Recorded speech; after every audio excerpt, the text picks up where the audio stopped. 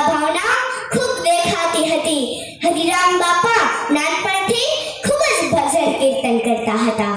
તેની યુવાનીની વાત કરું તો યુવાનીમાં તેઓ પરિવાર સાથે નાગપુર રહેતા અને ત્યાં મંદિરની બહાર ભિક્ષા માંગતા ગરીબો માટે સાયકલ પર અંદાન કરવા માટે જતા હતા.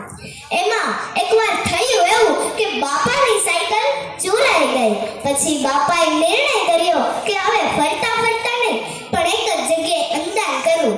તેમણે તેમના મોટા ભાઈ એટલે કે રતિલાલની મદદથી તેની ઘરની નજીક જ નાગપુરના ગાંધી બાગમાં અન્નક્ષેત્ર ખોલ્યું, જે આજે પણ નાગપુરમાં સંચાલિત છે.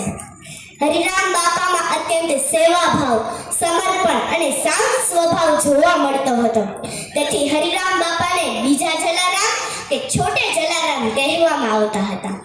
પ્રભુને યાદ રાખો અને ગરીબોને જમાડો, પ્રભુને યાદ રાખો અને ગરીબોને જમાડો, એવો સિદ્ધાંત જલારામ બાપામાં હતો અને એ જ સિદ્ધાંત હરિરામ બાપામાં પણ જોવા મળતો હતો. ધીરે ધીરે તેઓ ભજન અને ભોજન માટે દુનિયાભરમાં પ્રસિદ્ધ થયા.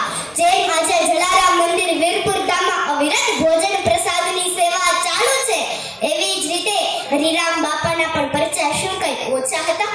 તેમાંથી આજે હું તમને એક